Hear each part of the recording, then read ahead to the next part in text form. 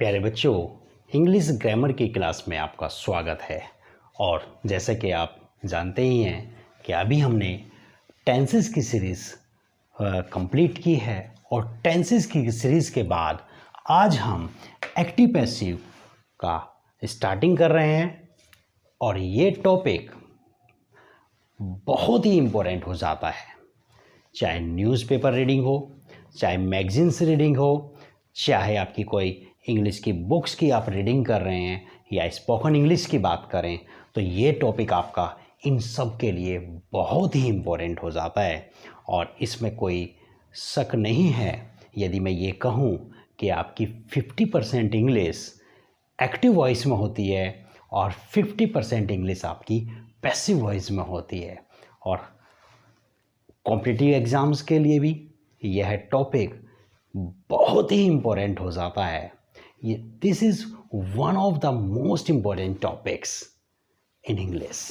तो जैसे कि आप इसकी इम्पोर्टेंस तो जान ही गए होंगे, तो आज हम इस टॉपिक को शुरू करते हैं और पूरी डिटेल से और बहुत ही अच्छी तरीके से मैं इसको समझाने की आपको कोशिश करूँगा और आप आई होप आप समझ भी जाएंगे।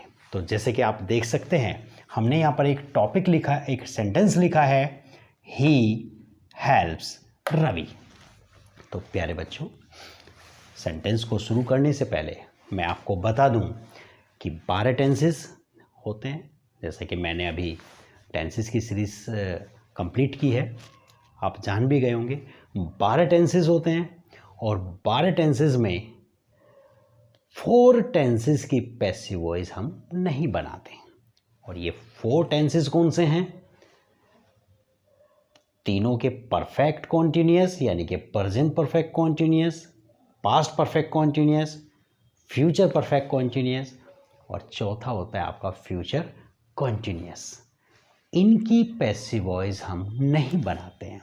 अब बाकी के आपके 8 टेंसेस बच जाते हैं जिनकी हम पैसिव वॉइस बनाते हैं। और मैं आपको इतनी शॉर्ट ट्रिक और इतने जो है आसान तरीका इसे कराने का समझाऊंगा कि अभी 2 मिनट में ये इन 8 टेंसेस पर पैसिव वॉइस आप बना लेंगे। तो शुरू करते हैं। जैसे कि मैंने एक सेंटेंस लिखा है, ही हेल्प्स रवि, और मैंने लिखा है और बताया है कि ही आपका सब्जेक्ट है, हेल्प्स आपका एक्शन यानी कि वर्ब है और रवि आपका ऑब्जेक्ट है। जी हाँ दोस्तों, पैसिव वॉइस बनाने के लिए आपका सब्जेक्ट, वर्ब और ऑब्जेक्ट तीनों का होना बहुत ज़रूरी है। अगर इसमें से तीनों में से कोई एक भी नहीं है, तीनों में से एक भी नहीं है, या ये कह लो यदि तीनों में से एक्शन नहीं है या फिर ऑब्जेक्ट नहीं है, तो आप पैसिव नहीं बना सकते हैं। तो शुरू करते हैं, देखते हैं। तो सबसे पहले हम क्या करते हैं, जो आपका ऑब्जेक्ट है उसको उठाकर आप पैसिव जब बनाएंगे तो उसको सब्जेक्ट की जगह रख लेंगे। तो रवि को हमने ऑब्जेक्ट से उठाकर पैसिव के सब्जेक्ट के स्थान पर रखा, रवि। अब दोस्तों इसको गौर से सुनना, और बहुत इंपॉर्टेंट बात है, आपके 3 इंडेफिनिट होते हैं, present indefinite, past indefinite, future indefinite, और 3 परफेक्ट होते हैं, प्रेजेंट परफेक्ट, पास्ट परफेक्ट और फ्यूचर परफेक्ट। तो दोस्तों इन 6 टेंसेस के लिए बहुत आसान फार्मूला है। और क्या फार्मूला? अब टेंस को आप सीरीज में बोलिए, present indefinite, present continuous, present perfect continuous. इसी तरह से पास्ट के बोलिए, पास्ट के होंगे, और उसी तरह से फ्यूचर के हैं। तो आपको करना क्या है, बहुत सिंपल तरीका, आपको अगले टेंस की हेल्पिंग वर्ब यूज़ करनी है। अगले टेंस की हेल्पिंग वर्ब, जैसे कि आप देख सकते हैं हमने एक वाक्य लिखा है, ही हेल्प्स रवि। ये कौन सा टेंस है? Present indefinite. प्रेजेंट इंडेफिनिट से अगला टेंस कौन सा आता है? Present continuous. तो आपको पैसिव के सब्जेक्ट के बाद अगले टेंस की हेल्पिंग वर्ब सब्जेक्ट के अकॉर्डिंग रखनी है। प्रेजेंट इंडेफिनिट का टेंस है, अगला tense present continuous, present continuous की हेल्पिंग वर्ब क्या होती है? Is am are. तो इज एम आर में से किसी एक को सब्जेक्ट के अकॉर्डिंग रख दीजिए। रवि सिंगुलर है तो सिंगुलर के साथ क्या आ जाएगा? इज। कोई दिक्कत? I think no problem. Is helping verb के बाद जो एक्शन होता है एक्टिव वॉइस का, वो हमेशा पैसिव में थर्ड फॉर्म बनाकर हम उसको लिखते हैं, और यदि वो पहले से ही थर्ड फॉर्म हो तो उसको वैसा ही उतार देते हैं। जैसे कि आप देख सकते हैं ये वर्ब की फर्स्ट फॉर्म है, तो इसको थर्ड फॉर्म बनाकर हम लिखेंगे हेल्प्ड। Ravi is helped. यदि सब्जेक्ट वर्ब ऑब्जेक्ट के अलावा कोई एक्स्ट्रा वर्ड्स हैं उसे थर्ड फॉर्म के बाद लिख लो, और अगर कोई एक्स्ट्रा वर्ड्स नहीं है तो थर्ड फॉर्म के बाद हम बाय को लिख सकते हैं। बाय लिखा, और बाय के बाद जो आपका सब्जेक्ट है एक्टिव का उसको हम पैसिव के ऑब्जेक्ट की जगह लिख लेते हैं। और आप इधर देख सकते हैं मैंने कुछ सब्जेक्ट्स और ऑब्जेक्ट्स, जैसे कि आप देख सकते हैं प्रोनाउंस और प्रोनाउंस एज ए सब्जेक्ट और ऑब्जेक्ट, मैंने यहाँ पर एक चार्ट उतारा है। आप देख सकते हैं आई का ऑब्जेक्ट मी, वी का ऑब्जेक्ट अस, यू का ऑब्जेक्ट यू, ही का ऑब्जेक्ट हिम, सी का ऑब्जेक्ट हर, और दे का ऑब्जेक्ट देम, और इट का ऑब्जेक्ट इट, और हमारा सब्जेक्ट क्या है यहाँ पर? ही। तो ही का ऑब्जेक्ट क्या हो जाएगा? हिम। है ना मजेदार? बहुत आसान है। किसी भी टेंस की बनाओ। 6 टेंसेस की बात कही है मैंने। 6 टेंस में आप अगले टेंस की हेल्पिंग वर्ब ले आओ, कोई प्रॉब्लम आपको नहीं होगी। मैं एक सेंटेंस और आपसे को लिख देता हूं। They help me. आप ये वाक्य देख सकते हैं, दे हेल्प मी। ये सब्जेक्ट है, वर्ब है, ऑब्जेक्ट है। ऑब्जेक्ट क्या है? मी। तो जब हम इसको सब्जेक्ट बनाएंगे, जैसे कि आप इधर देख सकते हैं, इधर मी ऑब्जेक्ट है, जब हम इसको सब्जेक्ट बनाएंगे तो आई इसको हम लिखेंगे। तो क्या बनाया आपने? आई। आप पहचानिए कौन सा टेंस है? प्रेजेंट इंडेफिनिट है, जैसे कि ऊपर था। अगले टेंस की हेल्पिंग वर्ब लाओ, यानी कि प्रेजेंट कॉन्टिन्यूअस की हेल्पिंग वर्ब। प्रेजेंट कॉन्टिन्यूअस की helping verb is am are, और आई के साथ क्या रखेंगे हम? एम। I am. मैंने अभी बताया था पैसिव वॉइस में हम हमेशा वर्ब की थर्ड फॉर्म यूज करते हैं। तो हेल्प की third form helped. By, by रख लेंगे थर्ड फॉर्म के बाद, और सब्जेक्ट का ऑब्जेक्ट बनाकर रख दो। जो प्रोनाउन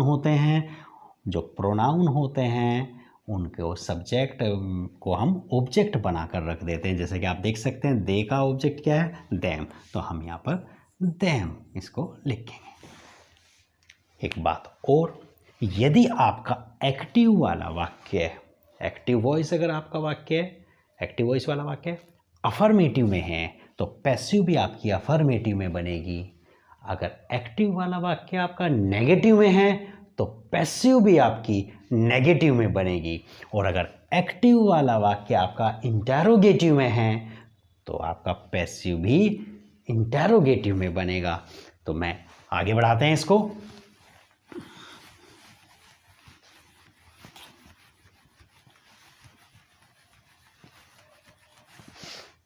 तो देखते हैं। She has completed the work.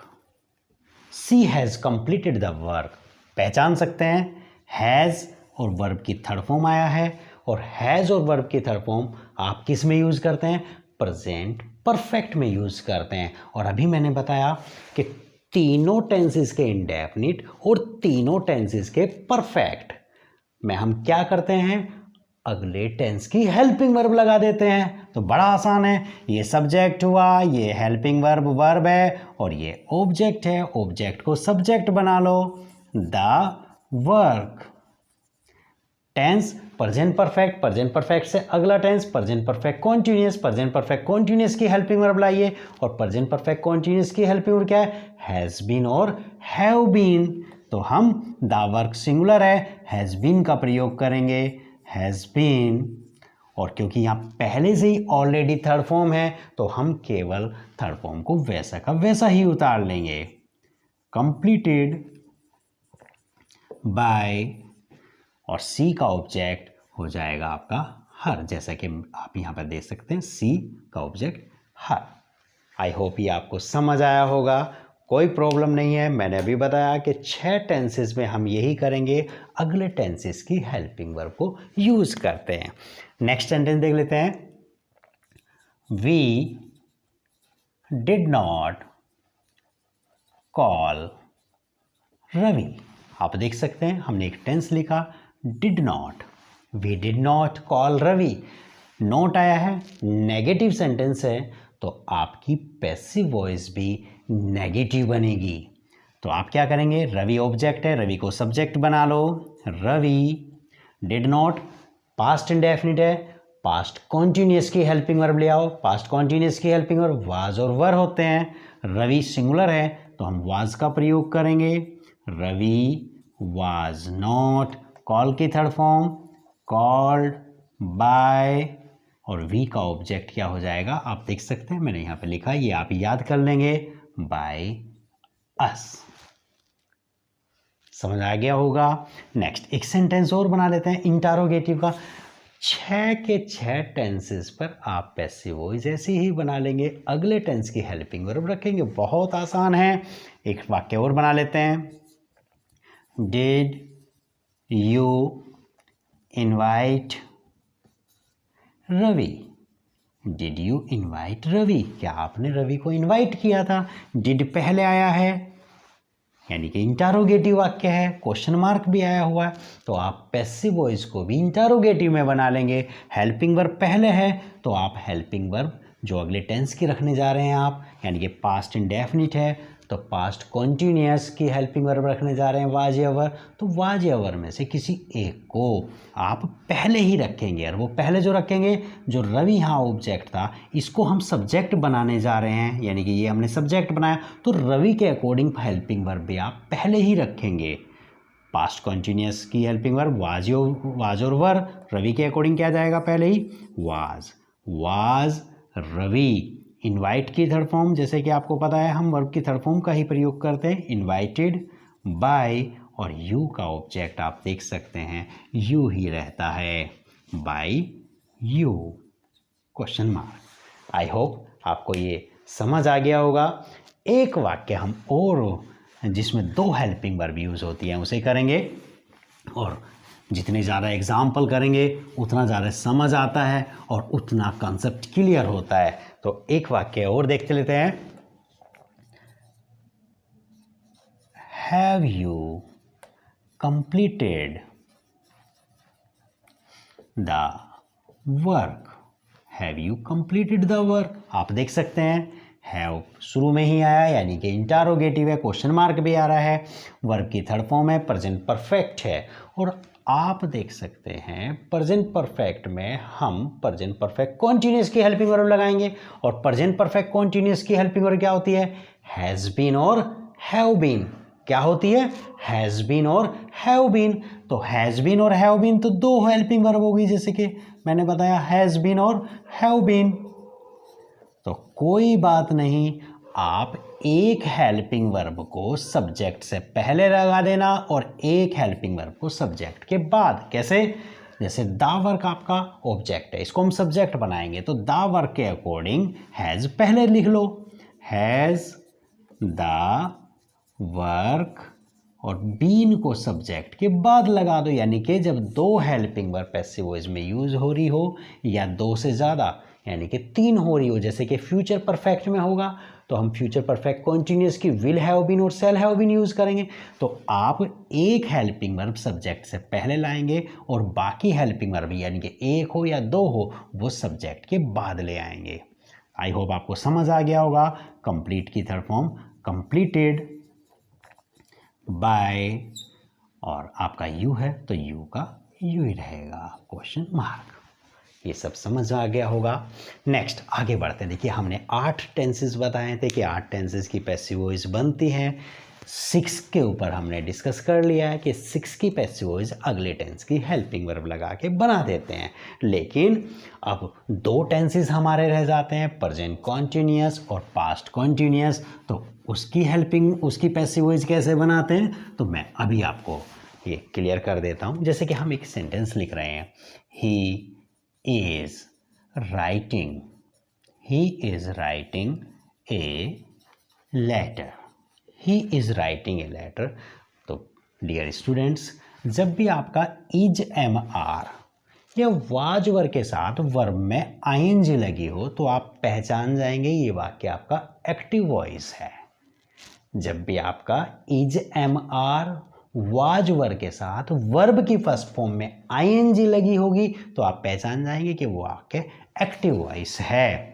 जैसा कि हमने यहाँ पे लिखा, active is am are was verb के साथ जब भी वर्ब की फर्स्ट फॉर्म में आईएनजी है तो दैट इज एक्टिव। अब हमें उसकी बनानी है पैसिव वॉइस, तो आप कुछ नहीं करेंगे, is am are was verb के साथ बीइंग लगा देंगे।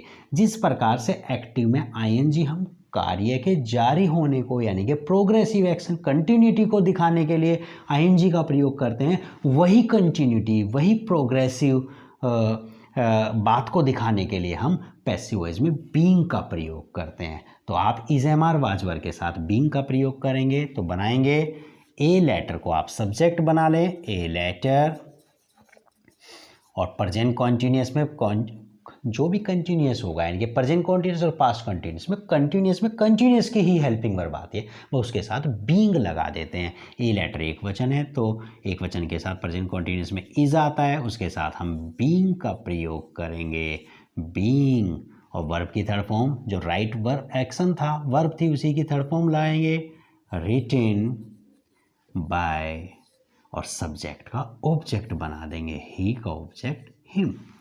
आई होप ये आपको समझ आ गया होगा। और यदि वाक्य निगेटिव होगा जैसे कि शी वाज नॉट रीडिंग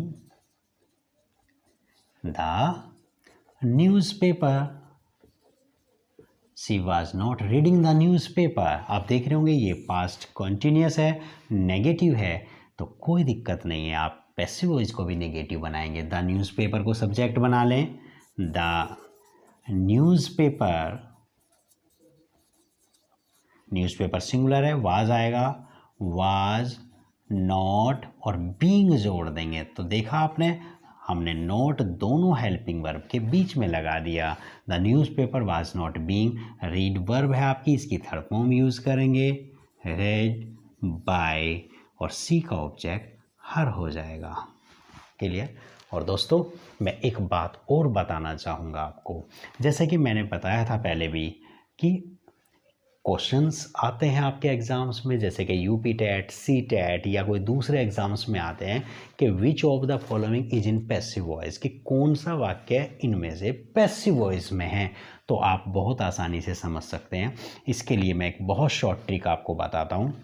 जैसे कि आपकी बी वर्ब होती है और बी की 3 फॉर्म होती है, जैसे कि मैंने पहले भी अपनी वीडियो में बता रखा है, क्या, is am are, is am are, second form होती है इसकी वाज और वर, और इसकी थर्ड फॉर्म होती है आपकी बीइंग। तो दोस्तों, और बी में यदि हम आईएनजी जोड़ दें तो बन जाता है आपका बीइंग। अब आप देख सकते हैं यदि इन वर्ड्स के साथ हम थर्ड फॉर्म लगा दें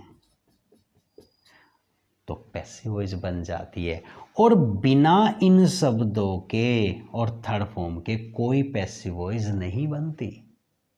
यानी कि इज एम आर के साथ थर्ड फॉर्म हो, वाजवर के साथ थर्ड फॉर्म, या बीन के साथ थर्ड फॉर्म, या बीइंग के साथ थर्ड फॉर्म, या फिर बी के साथ थर्ड फॉर्म, बिना बी, बीइंग, बीन और बी की तो ये is am are be verb है। यानी कहने का मतलब ये हुआ कि बी, बीइंग और बीन के साथ यदि कहीं भी वर्ब की थर्ड फॉर्म है या फिर इज एम आर वाजवर के साथ वर्ब की थर्ड फॉर्म है तो वो पैसिव वॉइस है, और इनके बिना कोई पैसिव वॉइस नहीं बनती। अगली वीडियो में मैं आपको बहुत अच्छी तरीके से इससे आगे क्वेश्चन वर्ड्स, जो डिफरेंट तरीके के क्वेश्चन वर्ड्स होते हैं जैसे कि व्हाट, विच, हाउ मैनी और हु, और वो प्रॉब्लम क्रिएट करते हैं, तो मैं आपको क्लियर करूँगा कि किस प्रकार से हम हु की पैसिव वॉइस बनाते हैं, व्हाट की पैसिव वॉइस बनाते हैं, और वो किस तरह से बहुत इम्पोर्टेंट हो जाती है। तो बने रहिए हमारे साथ और देखते रहिए। मिलते हैं अगली वीडियो में। Bye bye.